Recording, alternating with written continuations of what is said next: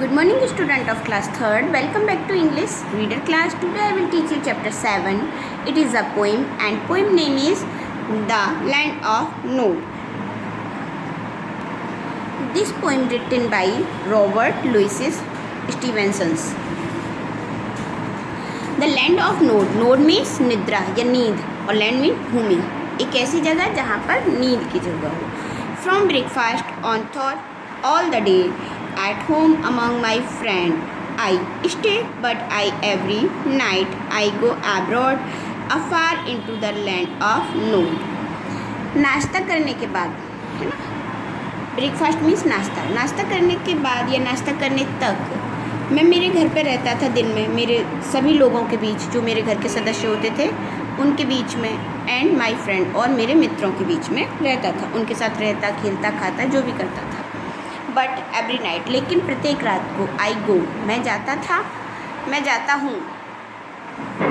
आई गो, मैं जाता हूँ. एब्रॉड, एब्रॉड मीन्स विदेश. Afar into the land of nod, और ये बहुत दूर है. कैसा है? बहुत दूर, सपनों में कहीं, मेरी नींद के सपनों में.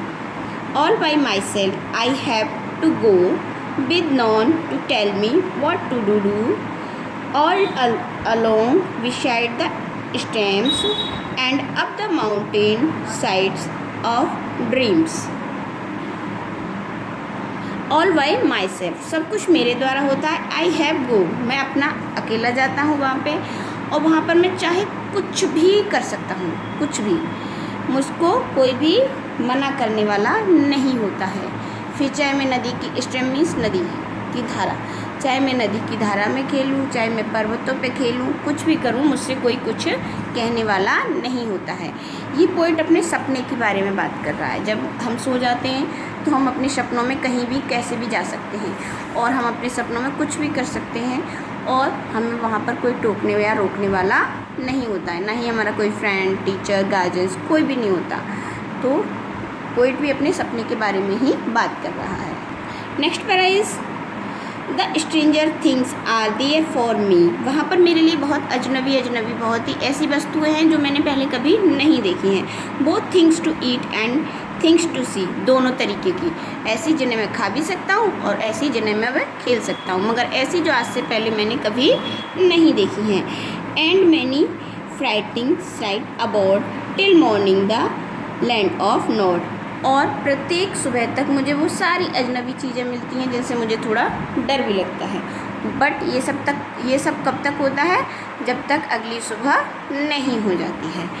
Try as I like to find the way, I never can get way by back by day, nor can remember plain and clear the curious music that I hair.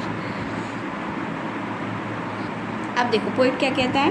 Try as like find the way, और सुबह होने पर मैं फिर से प्रयास करता हूँ कि मैं उन रास्तों पर दोबारा चला जाऊँ. बट ऐसा कभी भी नहीं हो सकता है.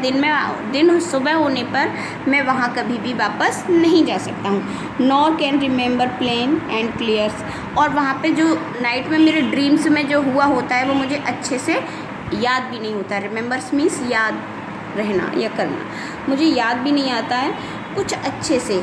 प्लेन्स क्या होता है वहाँ पर, और क्लियर मीन्स अच्छे से समझ में भी नहीं आता है. The conscious means that I hear, और वहाँ पर जैसा भी मैं कोई म्यूजिक सुनता हूँ मुझे कुछ भी याद नहीं रहता है. I hope you will be understand this poem. Read this poem carefully and learn question answer. Thank you.